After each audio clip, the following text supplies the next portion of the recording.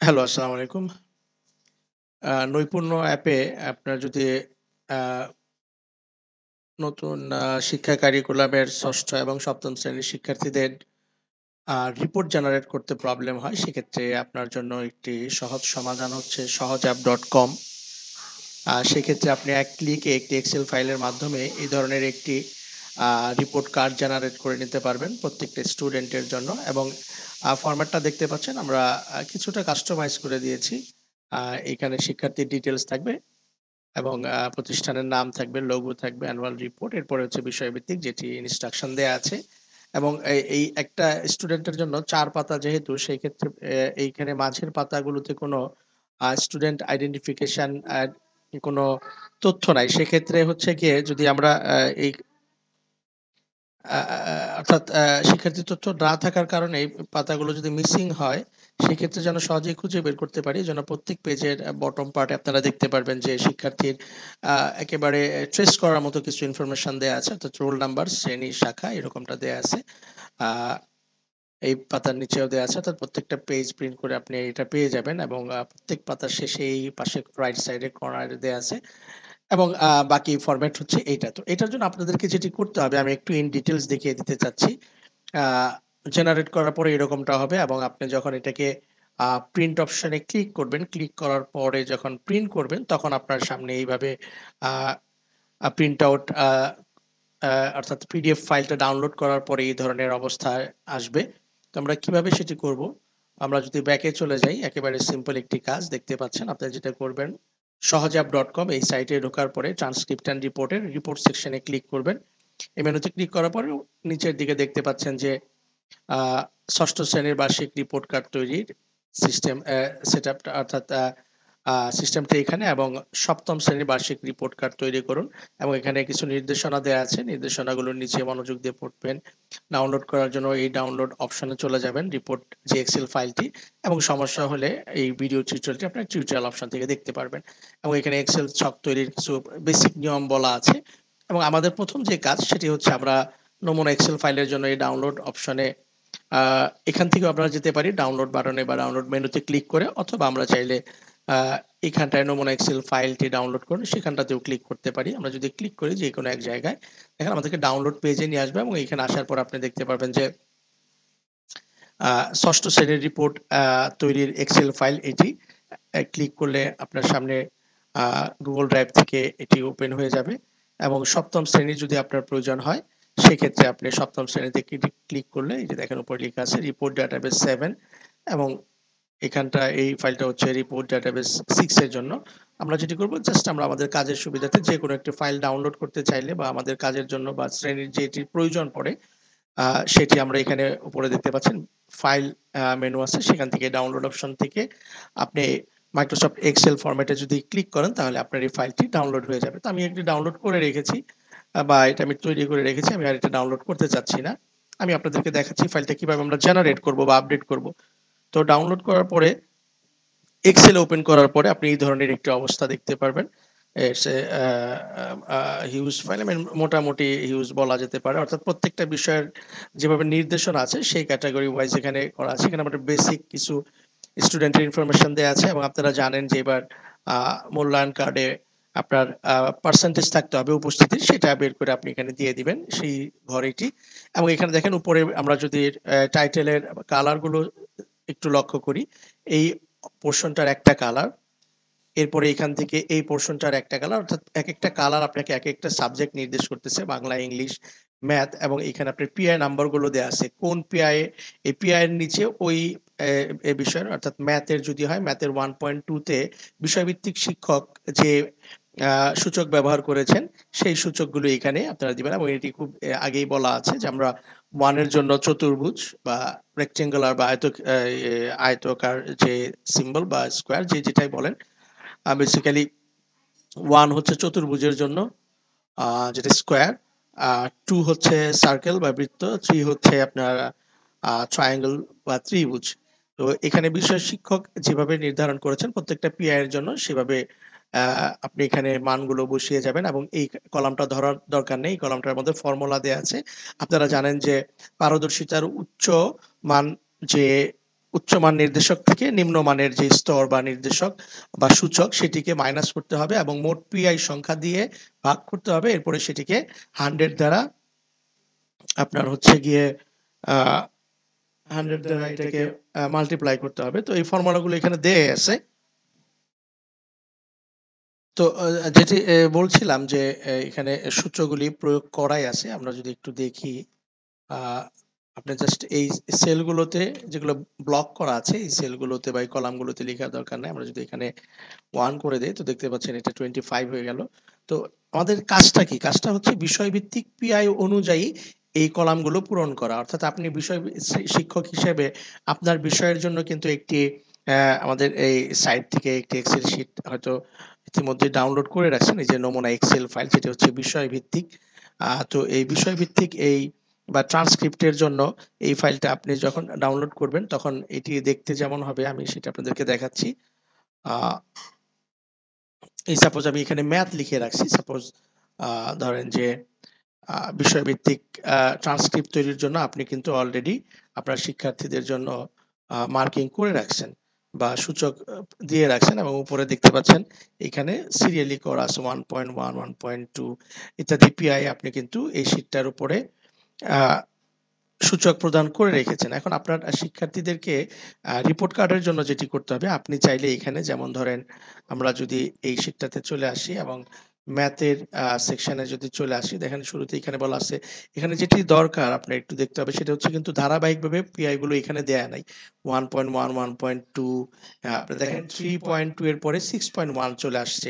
3 এর পরে 4 টা আবার এই যে এইখানটায় কিন্তু পরের কলামগুলোতে চলে আসছে। অর্থাৎ আপনাকে যেটি করতে হবে আপনার বিষয়ের আ পিআই অনুযায়ী আপনি এখানে যেটি করবেন, এখানে একটা সেলে একেবারে টপ সেলে এখানে আপনি ইকুয়াল চিহ্ন দিয়ে যে শীট থেকে আপনি নাম্বার আনবেন, এই শীটে চলে এসে যদি ক্লিক করেন, ক্লিক করে যদি সিলেক্ট করে 1.1 এরপর যদি এন্টার দেন, দেখেন ওই শীট থেকে কিন্তু এরপর ডাবল ক্লিক করলে ওই শীট থেকে কিন্তু ডাটাগুলোকে এখানে নিয়ে আসলো। অর্থাৎ এটা এখানে লিঙ্ক হয়ে গেল এবং এক্ষেত্রে কিন্তু ফাইলগুলোকে একই জায়গায় আপনাকে একই ফোল্ডারে রাখতে হবে। যেমন আমি কিন্তু দেখেন একই ফোল্ডারে রাখছি। আমার মোট রিপোর্টের ডাটাবেজের শীট হচ্ছে এইটা আর হচ্ছে বিষয়ভিত্তিক এটা। আর আপনি যদি চান যে লিঙ্ক করবেন না, সেক্ষেত্রে আপনি যেটি করতে পারেন, সাপোজ হচ্ছে এরপর আমার 1.2 দরকার, বা আমি যদি একটু দেখি, আমরা একটু পরেরটায় চলে আসি, এগুলো ধারাবাহিক আপনি পারবেন। 3.2 এর পরে চলে আসছে 6.1। তো 6.1 পিআই এর জন্য আমরা যেটি করব, এই যে দেখেন এই কলামটা আমরা সিলেক্ট করব। সিলেক্ট করে কন্ট্রোল সি চেপে কপি এবং পরের শীটে এসে 6.1 এর নিচেই এটাকে আমি পেস্ট করে দিলাম। এখানে যেটি হইছে ওখানে আমার সিলেকশনটা একটু বেশি হয়ে গেছে বোধহয়। আমাদেরকে যেটি করতে হবে 15 পর্যন্ত নিতে হবে। তো আমি 15 পর্যন্ত নিচ্ছি। আ এবার ম্যাচ হয়ে গেছে।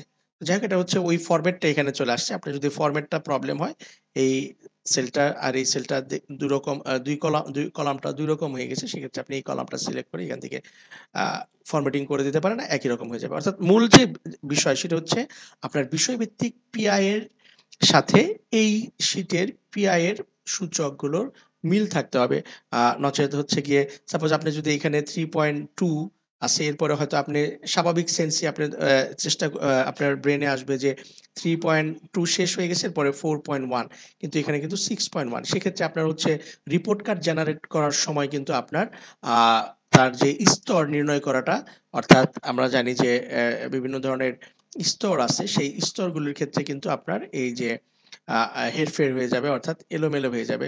অর্থাৎ সঠিক যেই স্তর সেটা কিন্তু শিক্ষার্থী পাবে না। অর্থাৎ আপনি দেখতে পাচ্ছেন অনন্য, অর্জনমুখী, সক্রিয়, অনুসন্ধানী, অথবা এটার কতটুকু পার্সেন্টেজ পেলে কোন ধরনের পারফরম্যান্স লেভেল বা স্তর সে পাবে, সেই স্তরের পার্সেন্টেজটা কিন্তু কম বেশি হয়ে যাবে।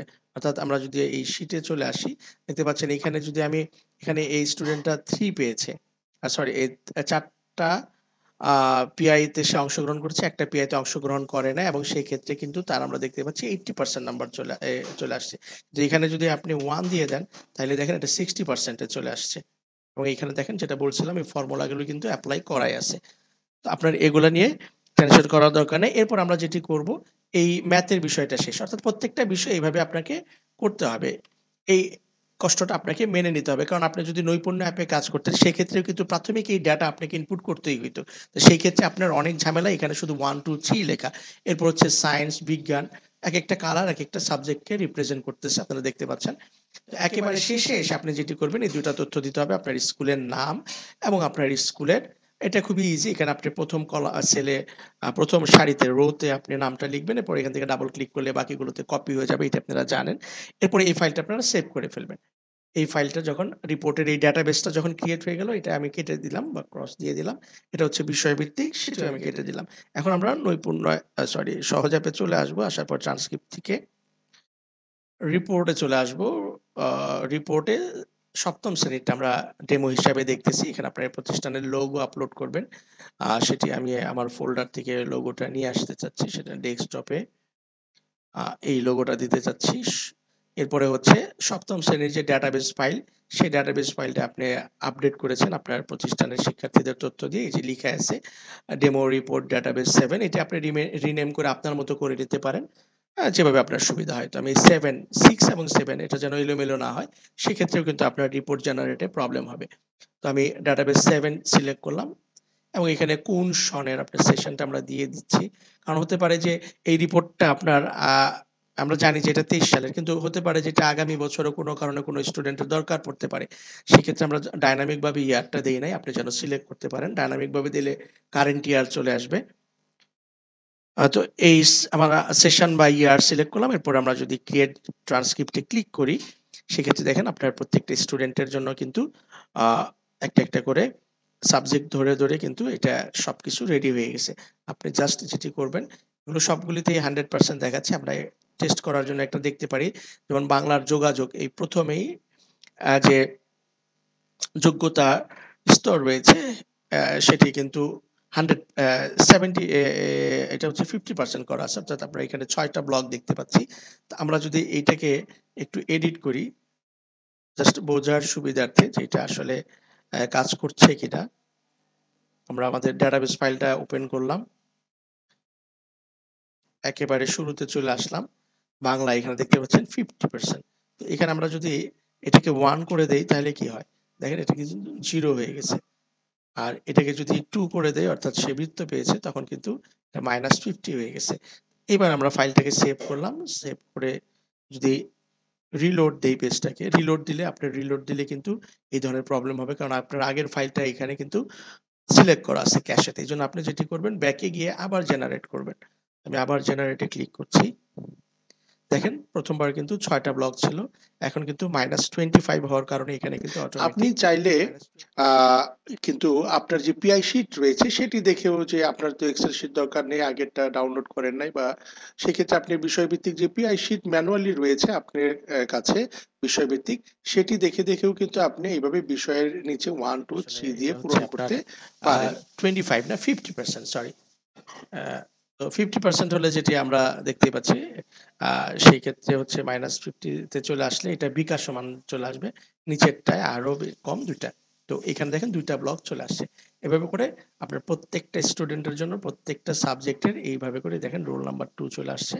এখান থেকে আপনি যদি প্রিন্ট বাটনে ক্লিক করেন, তাহলে আপনার প্রিন্টেবল প্রসেস করে প্রত্যেকটা শিক্ষার্থীর জন্য এটা আপনার ফরম্যাট রেডি হয়ে যাবে। আপনি জাস্ট সেভ অ্যাজ পিডিএফ এ দিয়ে ডাউনলোড করে নিবেন। ডাউনলোড করার পরে এটাকে প্রিন্ট করে ফেলবেন। এক্ষেত্রে অনেকগুলো পেজ, মাত্র ১৫ জন শিক্ষার্থীর জন্য দেখেন ৬০ পেজ হয়ে গেছে।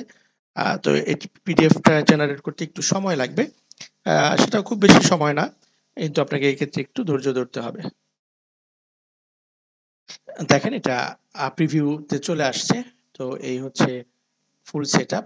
এখান থেকে আপনি সেভ অ্যাজ পিডিএফ সিলেক্ট করবেন। সিলেক্ট করার পরে এখানে ব্যাকগ্রাউন্ড গ্রাফিক্সটা দিবেন।